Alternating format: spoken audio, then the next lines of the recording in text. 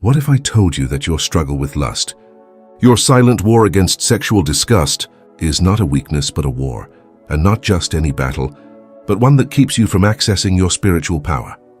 Every time you resist temptation, you not only avoid sin, but you also release your authority, an authority the world cannot see, the spiritual world cannot ignore. It is not self-control, but determination, a sacred fire. This is the divine burden you were meant to carry from birth.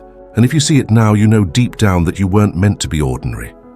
You feel it, that silent tightness in your chest, that strange separation from the crowd, that kind of longing that tries to depress you, because heaven is calling you to a higher world.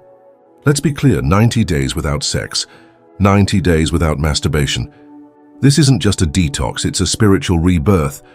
Because when a man separates, he becomes a vessel for something sacred, wild, eternal. And what happens after those 90 days might just shock you. So don't blink, don't miss it, don't look away. This message is not for everyone. It's for the chosen few. And if that word awakens something in you, you know who you are. Subscribe now if you haven't already and leave 99 in the comments as a sign of spiritual alignment, because 9 is the number of resolutions, and you're about to close a cycle and pursue your true calling. Let's begin. You've been told that energy is all about calories, exercise, and metabolism. But let me show you what we never learned in school. By abstaining and breaking the endless cycle of sexual gratification, you not only preserve your physical strength, but you also awaken your spiritual energy. It begins subtly. You wake up one morning feeling more alive. You go in. A room and the looks of others change your point of view. Anchors anchored intensely, because you no longer disperse your power. You concentrate it, and here is the part that no one expects when a man stops releasing his sperm. Aimlessly, his voice changes, his posture changes, his walk becomes slower, heavier, calmer, because his energy no longer escapes into the void, returns to him. You see, your sperm is not just a biological substance. It is a container, a sacred vessel of intelligence, of inheritance, of identity, and of the command. Every time she leaves you without reason, a piece of your inner world disappears with her. But when you cling to her, when you rise above desire, your nervous system regains its balance. Your mind calms down and your soul too begins to shine. Yes, shine, but not like a light. Rather like a weight. A kind of invisible gravity forms around you. Strangers treat you differently. Your words have an influence. Even in silence, it becomes undeniable. Why? Because your aura, your spiritual field, is no longer affected by desire. It is totally magnetic and compelling. Women feel it. Men feel it. But most won't understand because this energy doesn't scream. It doesn't beg. It doesn't negotiate. It simply is. And when you enter that space where your essence is totally intact, you begin to remember who you are. Not the person the world told you you were, but the version of yourself heaven spoke of, the person who you were supposed to act with authority, but you couldn't because of a fuel leak. And that's where things get even worse. This energy not only changes how others perceive you, but also what you attract. People with hidden agendas will suddenly feel exposed to your presence. Opportunities you were previously unaware of will present themselves. Your environment will adapt, not because you seized it, but because your inner current has become too strong to ignore. Therefore, abstinence, it is true, holy abstinence is a forgotten weapon. It makes weak men out of pillars. It turns noise into visions. It turns distraction into direction. But I warn you, this change is not pleasant. You will feel the need to rise like fire in your body. You will try to rebel. Your mind will scream for escape. Because what you are doing is strange, dangerous, revolutionary. You are disrupting a system designed to keep you dependent, empty and mentally sedated. But if you hold on, if you stay closed, you will come to a time when the temptation will lessen and the power will take over, and when that day comes, you will no longer have to proclaim who you are. Your energy will speak for you, and believe me, it will speak loud and clear. But this is only the beginning, because once your power begins to grow, the trials of the next phase will also be tested. This is where most of the chosen ones are caught, not from the outside but from the inside. And what happens next will determine whether you'll either get back up or fall back into this cycle. Let's talk about it now. There's a reason most men today feel lost. even the strongest, even those who seem to have everything in hand. They're not lazy or broken. They're dazed, blinded by a visible veil, a cloud that hangs over them. The mind is like the smoke after a spiritual fire has gone out. And you know what causes that. Lust, not just the act of lust, but the constant stream of nostalgic images of fantasies and false dopamine flood your brain daily, without you even realizing it. It all starts with a glance, a scroll, a click, and before you know it, your mental bandwidth is exhausted. You can't focus. You can't finish what you started. You can't hear God because your mind is saturated. This isn't about morality. It's about mental warfare. Because lust not only influences your urges, but also destroys your vision internally. And if you can't see, you can't build, you can't lead. You can't even know who you are. But a miracle happens when you finally disconnect. The moment you break the pattern, when we cut off the signal that has fed our flesh and starved our soul, everything intensifies. It doesn't happen all at once, but little by little the fog lifts. Colors look different. Time seems slower. Conversations become clearer.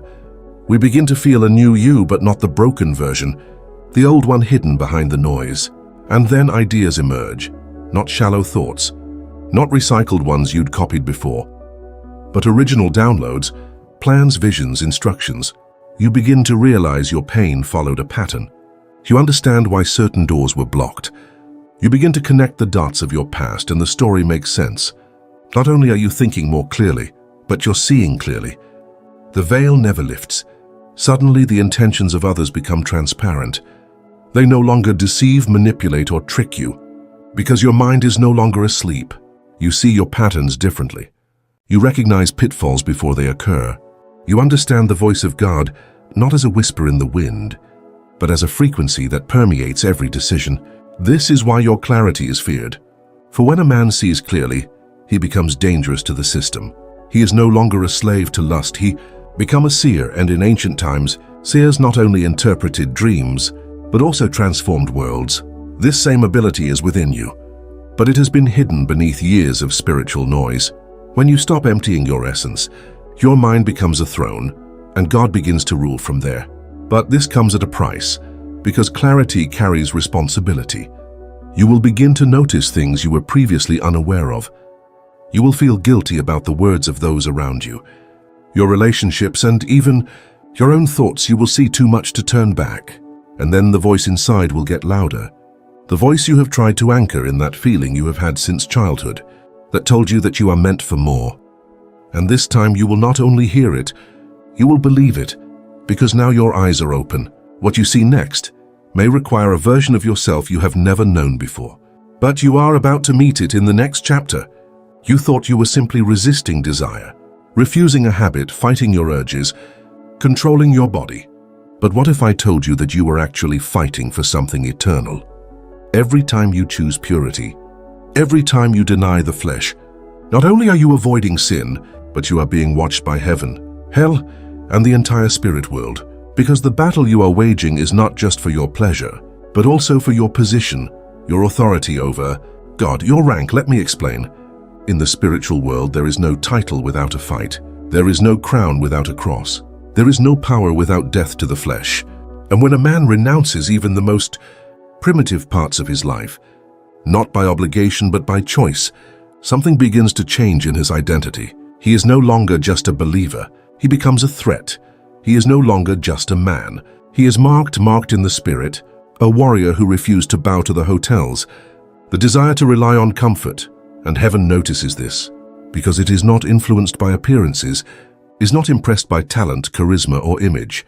But when God sees a person who gives himself in secret and chooses a consecration hidden from human eyes, he begins to allow it. Heaven begins to give weight to your words, your prayers, and your sudden silence. When you speak, angels move, the atmosphere changes, chains break. Why? Because that you have paid the price of the spiritual burden.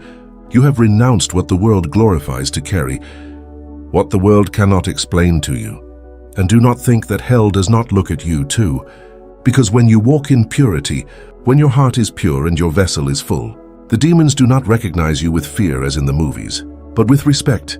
They no longer attack you as before. They develop strategies around you.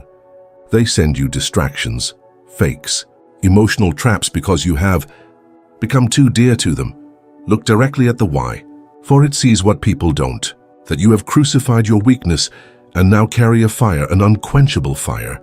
You are no longer reactionary. You no longer seek validation. You do not give in to temptation. You walk with something ancient, holy, violent in spirit, but gentle in presence. And this doesn't come from a sermon or a self-help book. It comes from your inner nighttime war, invisible and lonely tears, moments when you wanted to give up but you didn't. That's when your authority was forged in fire. No one clapped silently. No one saw it, and now you are no longer just a human. You are a vessel. Heaven recognizes you, hell avoids you, and earth begins to listen to you. Because a human who has true authority does not need to reveal himself. The spiritual world has already done so, but listen carefully, because that is where it deepens, that authority. It's not a trophy, it's a responsibility, a burden, and if you don't know how to handle it, you'll attract power without purpose. You'll gain favor without the discipline to protect it. The next step is where the legacy begins, and in this dimension every step counts. Here we go. Something happens when a man controls his impulses, something most don't speak of, something powerful, unspoken, almost magnetic. It doesn't begin with words. It's not your clothes, your haircut, your smile, or your status, it's your frequency. When a man goes through life with his sexual energy intact, saved and protected, he radiates an ancestral energy. Women not only notice it, they feel it without you saying a word. They perceive a different, stronger, unusual presence, because in a world populated by men driven by desire, a man driven by a goal is a shock. He doesn't stare, he doesn't chase. He doesn't try, impress, observe, listen, carry silence as a weapon, and that silence makes noise because when a man is no longer moved by the flesh begins to approach him, not out of fear but out of fascination. You see, most women are not used to spiritual men. They are used to men who want something, men who look greedily, who lead out of need, who secretly wait for a moment of validation or attention. Amen.